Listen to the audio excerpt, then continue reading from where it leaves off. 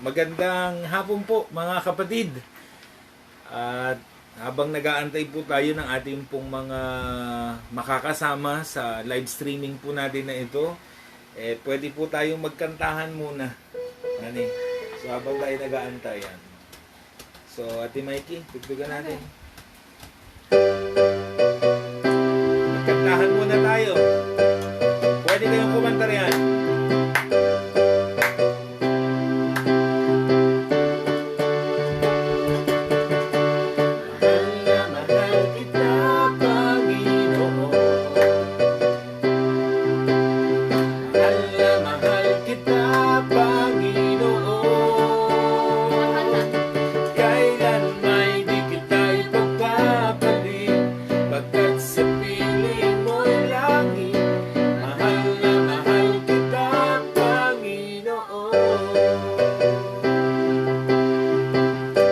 Kapatid, yung mga nakaview na, pwede po kayo sumabay sa kantahan natin.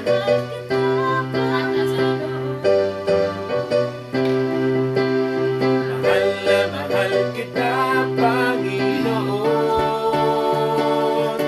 Kailan may di kita ipagpapalit, pagkat sa piling mo'y langit. Mahal na mahal kita, Panginoon.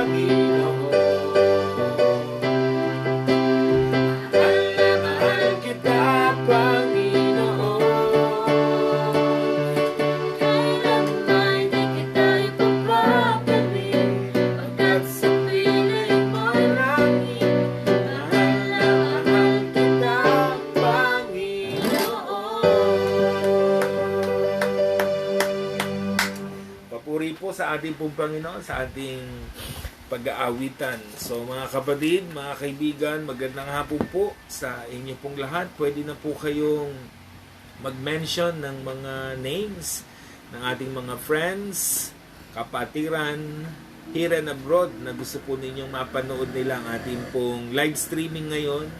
Kung hindi man sila makasabay sa live, ay mamaya mapapanood po nila yan ng replay.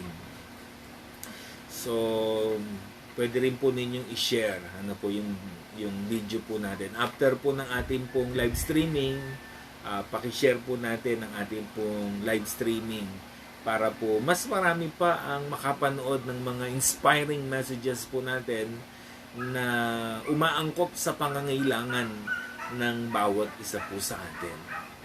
So, tayo po ay papasok na po sa ating pong aralin. Ano po? So, ang ating pong papaksain naman ngayon ay acknowledge God's presence. So, alam natin na kasama natin ng Diyos. Dapat nakikita yon sa kilos natin at sa pang-araw-araw nating mga pamumuhay. Ipinapakita natin na talagang kasama natin ang ating Panginoon. Kasi masarap ang may kasama. Diba? Alam mo na merong magtatanggol sa'yo. Diba? Kahit naman saan, pagkasama mo ay maraming pera, kampante kayo sa gastusan. Pagkasama mo ay may posisyon sa gobyerno, diba? So parang malakas ang loob mo sa lahat ng bagay. Diba? Ganun din sa Panginoon. Pag alam mong kasama mo ang Diyos, tayo po ay kampanting-kampante. So bago po natin pag-usapan yan, ang ating pong papaksain, ay pakinggan po muna natin muli ang isang napakagandang awit na ihahatid po sa atin ng ating pong mga kapatid na magkapatid, Ate Mafe and Ate Mikey.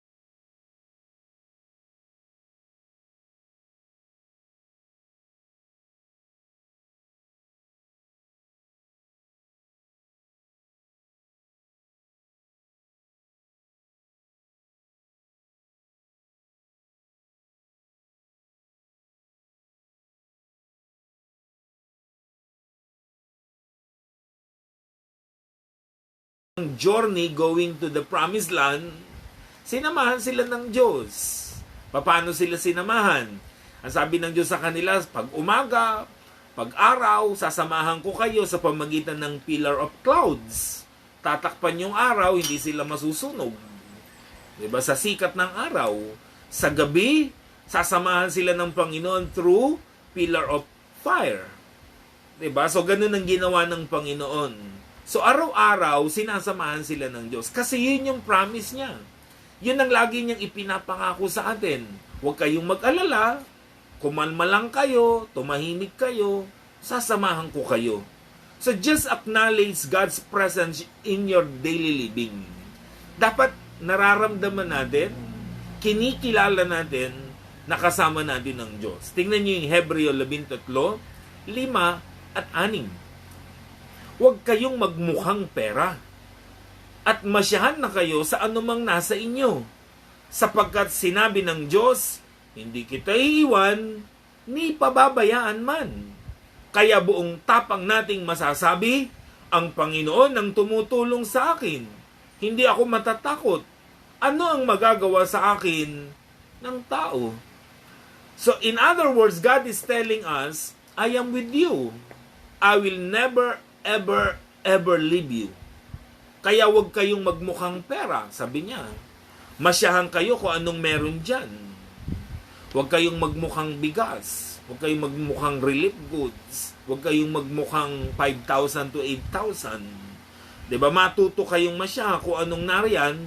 Huwag kayong mag-alala. Sabi ng Panginoon, ako ang bahala sa inyo. Sasamahan ko kayo. Hindi ko kayo iiwan. Hindi ko kayo pababayaan. So yun yung pangako niya sa bawat isa sa atin. Kaya i-remind ninyo ang sarili ninyo. Sige, sabihin niyo sa sarili niyo ngayon, God is with me. Sabihin ninyo, God is with me. Kasama ko ang Diyos. Ang problema sa atin, kasama natin ang Diyos, but we don't acknowledge His presence. Diba? Because we act differently. Iba ang ginagawa natin, iba ang kinikilos natin. Diba? Mukha tayong walang kasamang Diyos sa ating mga pinagkikikilos. So dapat ang kilos natin, nagmumukha tayong kasama talaga natin ng Diyos. Naalala nyo si Jose. Ibinenta ng mga kapatid, kalmado lang. So siya ay ipinakulong, kalmado lang. Kasi alam niya, kasama niya ang Diyos eh. Ganun ang ibig sabihin. Dapat ipinapakita natin sa kilos natin, sa galaw natin, na talagang kasama natin ng Diyos. Kaya nga na-recognize na si Jose, 'di ba? Pinagpala siya ni Potiphar, itinaas ang kanyang ranggo kasi nakilala ni Potiphar na, naku, kasama lagi ng Diyos itong taong ito. Kasi pinagpapala ang bawat kilos niya. So na-acknowledge dapat natin, nakasama natin ng Diyos, at the same time, yung mga tao sa paligid natin, nakikita nila na talagang ipinapakita natin na kasama natin ng Diyos. Kasi ang problem sa atin, nung tayo nagpupunta pa ng kapilya, 'di ba? Nakita niyo ang difference. Ang babait natin pag nasa kapilya, parang hindi makabasag pinggan. 'Di ba? Ang babait ng tao pag nasa simbahan. Bakit? Kasi iniisip natin naroon ang Diyos. Kasama natin ang Diyos. O anong problema? Paglabas ng simbahan, o kung saan-saan na nagpupunta, at kung ano-ano ng mga pinagagagawa. Bakit? Kasi iniisip natin na ang Diyos nasa simbahan lang. Tatandaan natin, wherever you go, wherever you are, God is with you. God is with us. Kasama natin ng Panginoon. So we need to acknowledge it. Dapat alam natin, nararamdaman natin, at ipinapakita natin na kasama natin ng Diyos. So how it will impact our lives? Ano ang magiging impact sa buhay natin kung ina-acknowledge natin that God is with us? Anong magiging impact nito?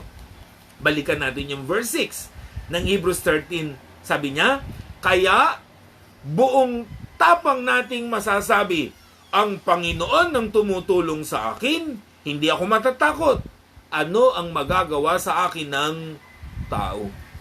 Alam niyo ba ang context nito? Persecution. Ikinukulong sila, pinapatay sila, pinahihirapan.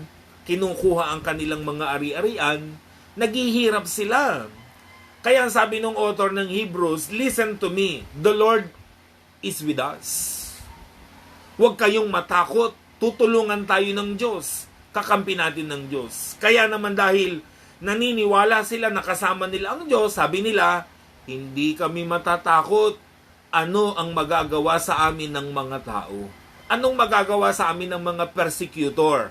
The Lord is with us. Ngayon, ito ang reflection natin today. Reflection natin dito sa verse na ito. Sabihin nyo, kasama ko ang Diyos. Hindi niya ako iniiwan, hindi niya ako pinababayaan. So bakit ako matatakot? Ano ang magagawa sa akin ng tao sa paligid ko? Anong magagawa sa akin ng kahirapan? Ano ang magagawa sa akin ng COVID-19? Wala. Why? Because God is with me. At ang promise niya, He will never leave me nor forsake me. Dapat ina-acknowledge natin yun. Yun yung promise niya. Kine-claim natin yan sa buhay natin. Sabi ng Genesis 26:1-3, para lubos nating maintindihan itong pinag-uusapan natin, bigyan ko kayo ng isang magandang halimbawa. Tulad na nangyari ng panahon ni Abraham, nagkaroon uli ng taggutom sa lupain ng Kanaan. Kaya't nakarating si Isaac sa Gerar, sakop ni Abimelech na hari ng mga Filisteo. Napakita si Yahweh kay Isaac at ang sabi, huwag kang pupunta sa Ehipto. Doon ka tumira sa lupaing ituturo ko sa iyo. Dito ka muna, ako'y sasa iyo, at pagpapalain kita. Nakita niyo yung promise ng Panginoon? So anong meron doon sa lugar na kung saan naroon si Isaac? Merong famine, may taggutom. Bakit apektado si Isaac? Di man napakayaman ni Isaac? Lahat ng kayamanan ni Abraham, ipinamana sa kanya. Sabi ng Genesis 25:5, kaya't kay Isaac ipinamana ni Abraham ang lahat niyang ari-arian. So napakayaman nitong si Isaac. Pero bakit apektado siya ng famine? Kasi pag sinabing famine means no rain, no water. So ang yaman nila noon nakadepende sa pananim at nakadepende sa mga alaga nilang hayop. Paano mabubuhay ang kanilang pananim at hayop kung walang ulan, kung walang tubig? So apektado sila. Hindi tumutubo ang pananim, napepeste ang kanilang mga hayop. Parang sa panahon natin sa COVID-19. Alam sa COVID-19, patay-patay tayong lahat. Walang mayaman, walang mahirap. Walang bahay na bato at bahay na maliit. Walang may abroad, walang abroad. Kasi lahat apektado. Diba? Sa ganitong mga panahon, lahat tayo pantay-pantay. Diba? Lahat tayo naapektuhan ng problemang ito, ng sakit na ito. Diba? Ganun din sa panahon ni Isaac. So nagkaroon ng taggutom, apektado siya kahit mayaman siya. Kaya naman naisipan niyang pumunta sa Ehipto. Pero sabi ng Diyos sa kanya, huwag kang aalis dyan. Diyan ka lang. Dadalhin kita sa ituturo kong lugar, pero pansamantala, diyan ka muna. Akong bahala sa iyo, sasamahan kita. Napakagandang pangako naman nun na ibinigay ng Panginoon. Kasi ang desisyon ni Isaac, pumunta ng Egypt. Bakit Egypt? Kasi yun yung sagana sa lahat ng bagay. Mayaman na lugar yan Para mag-survive, diba? Para hindi ka mamatay sa gutom, pumunta ka ng Egypt. Kasi mayaman na lugar yan. Sa kanilang panahon, yan yung greener pasture. But God said to Isaac, don't go to Egypt. Stay where you are. Akong bahala sa iyo. Relax ka lang. Parang yan din ang sinasabi sa atin, di ba? Huwag kayong mag-alala. Stay home. Ang Diyos ang bahala sa inyo. Magpapadala siya ng mga uwak. Yun nga lang, parang nagmamasid ako, walang uwak yata dumarating ngayon. Parang may bumaril sa uwak. Pero ang ibig natin sabihin, ang Diyos ang bahala sa atin. Just stay home. Ang Diyos ang bahala sa atin. He will provide all our needs. Just acknowledge His presence. Darating ang kanyang supplication sa bawat isa po sa atin. So in the midst of famine, in the midst of problem, in the midst of crisis, God was telling Isaac, I will be with you. So stay where you are. Akong bahala sa iyo. Yun ang dapat matutunan ni Isaac. Yung presence ng Panginoon. Kasama niya. Di po ba? So kayo mga kapatid, meron ba kayong famine na nararanasan ngayon? Tuyo na ba ang bank book? Tuyo na ba ang wallet? Tuyo na ba ang refrigerator? Diba? Tuyo na ba ang balde ng bigas? May financial crisis ba kayo? Physical crisis? Anong problema ninyo? May food shortage ba? Don't rely on Egypt. Don't rely on your money. Don't rely on your barangays, on relief goods. Rely on God. Acknowledge His presence. He will provide all your needs. Just remind yourself, God is with me. God is with us. Kasama natin ang Panginoon. This is the lesson we should learn in life. To acknowledge God's presence even in the times of famine. Hindi pa yun naiintindihan ni Isaac doon sa panahon na ito Pero unti-unti naunawaan niya.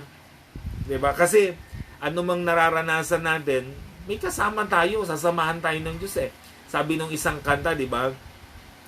When you walk, hindi ko masyadong alam to, through the storm, hold your hand up high, and don't be afraid of the dark. Hindi ko na alam to Walk on through the wind, walk on through the rain, and you never walk, alone.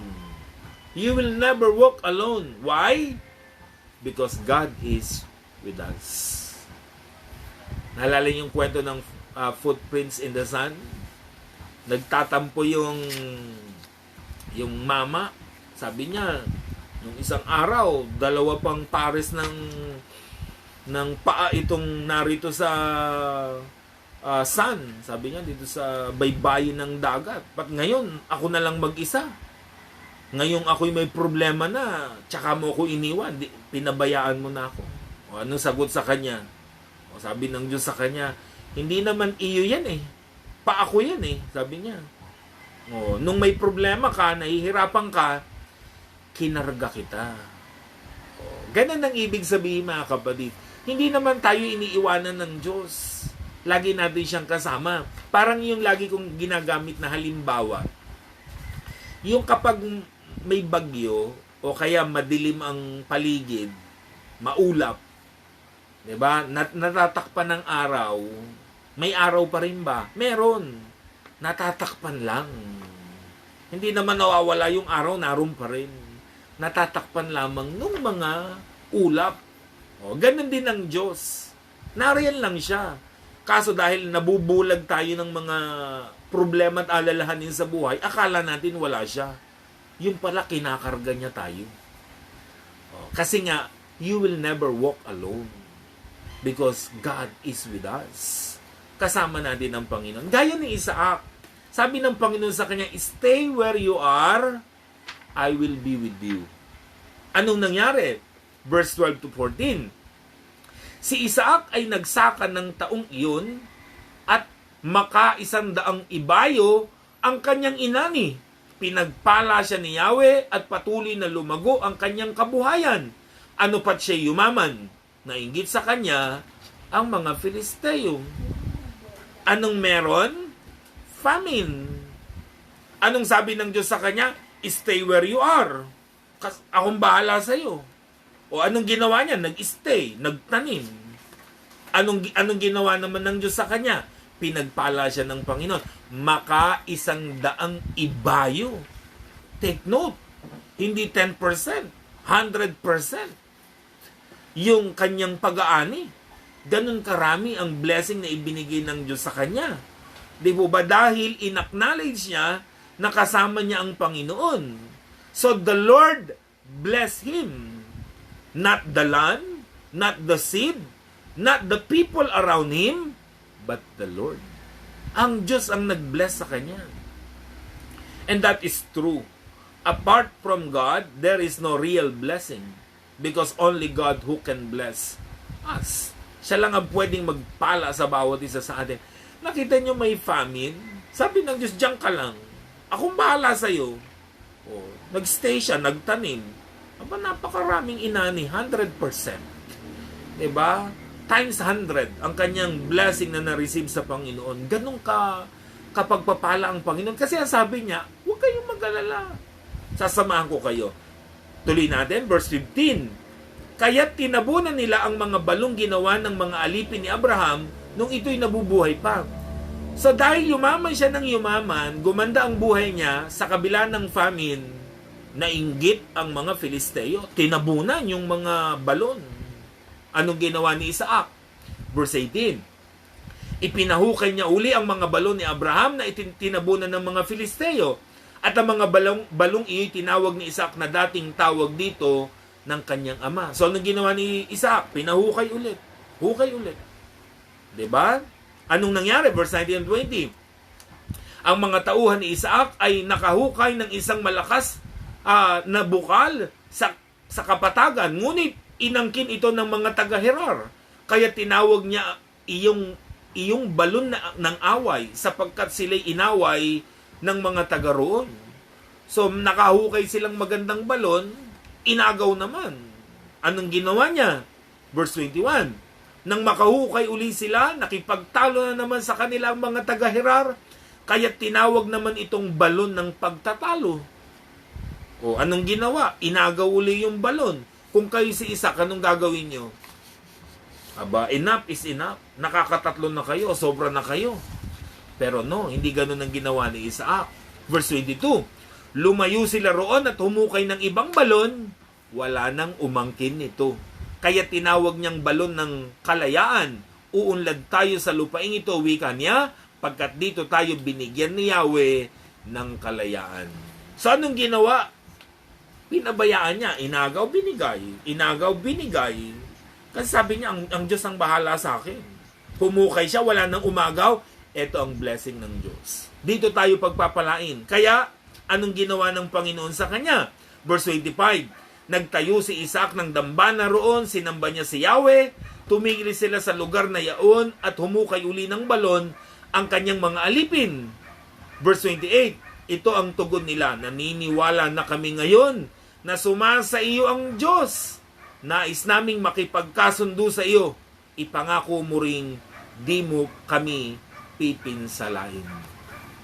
Inagaw ng mga taga-Herar ang kanyang mga balon, tinabunan, pero anong ginawa ni Isaac? Okay lang. The Lord will provide. Nakakita sila ng isang magandang pagkakataon, lalo silang pinasagana ng Diyos. Ngayon sabi ng mga taga-Herar, lumapit sila at nakipagkasundo. Sabi nila, pwede ba Isaac, peace na tayo? Napagtanto namin, nakasama mo ang Diyos. Kasi hindi kanya pinababayaan, binibless kanya. Diba? So the unbelievers saw God in His light.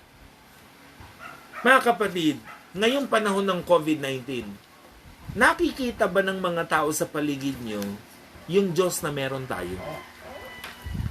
O baka iba ang nakikita sa atin? Baka tayo pang mga anak ng Diyos ang reklamador. Tayo pa ang nangaaway sa barangay. Tayo pa ang naka-curfew. Tayo pa ang makukulit. Tayo pa ang gala ng gala. Diba? Tayo pa ang post ng kung ano-ano na hindi mabubuti, hindi magaganda. Ipakita natin, nakasama natin ng Diyos. That He will never leave us, that the Lord will provide all our needs. Kasama natin ng Panginoon. So don't depend on material things. Don't depend on relief goods. Don't depend on this and that. Diba? Mag-depend tayo sa Panginoon. Diba? Sabi nga nung kanta, because Christ is enough. Ang Panginoon natin ay enough na sa buhay ng bawat isa sa atin. Ano po? Siya ang magpo-provide ng lahat ng ating mga pangangailangan. Gaya ng ginawa ng Panginoon kay Isaac. Daminin nyo ang kantang yan. Ilagay nyo sa puso nyo. Sabihin nyo, Christ is enough for me.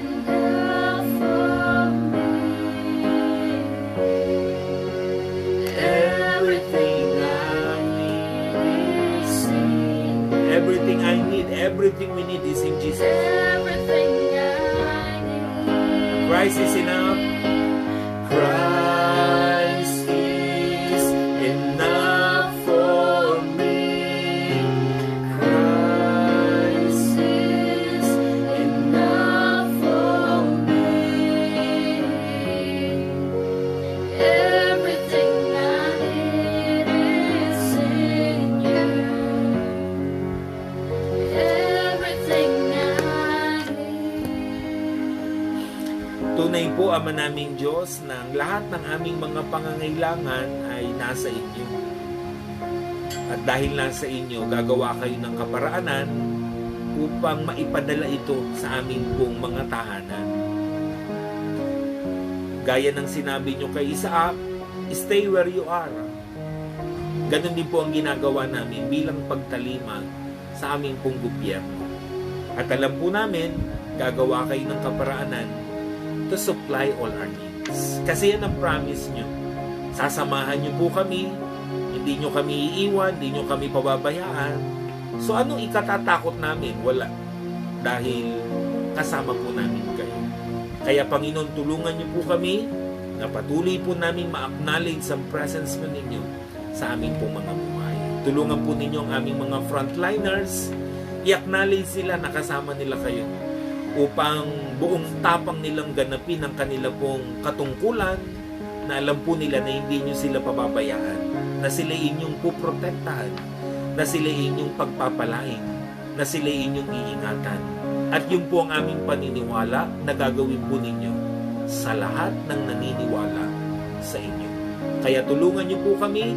Kung meron po kaming kakulangan sa paniniwala, dagdagan po ninyo kami, Panginoon, upang sa kabila ng lahat ng aming pinagdadaanan, patuloy po kaming magtatagumpay dahilan sa pananalig namin sa aming pong Panginoon Jesus. Sa oras po na ito, hinihiling po namin na patuloy po ninyong pagpalain ang aming pong gobyerno, ang aming pong mga politicians, ang lahat ng namumuno para po ipatupad ang batas upang sa gayong Panginoon patuloy na pangalagaan, protektahan at i-provide ang pangangailangan ng aming pong mga kababayan. Tulad po ninyo, Panginoon, na patuloy na ang pondo ng aming pong bansa ay patuloy pang dumami bagaman wala po itong pinagkukunan sa ngayon. Alam po namin magpo-provide kayo. Hindi nyo pababayaan ang aming pong bansa, kundi bagkus may papakita po namin sa oras po na ito na ang inyong mga anak ay tunay na inyo pong kakalingain sa ganitong panahon. Kaya prayer po namin, i-bless nyo po kami, i-bless nyo po ang aming pong sambahayan, i-bless nyo po ang aming bayan, ang aming bansa.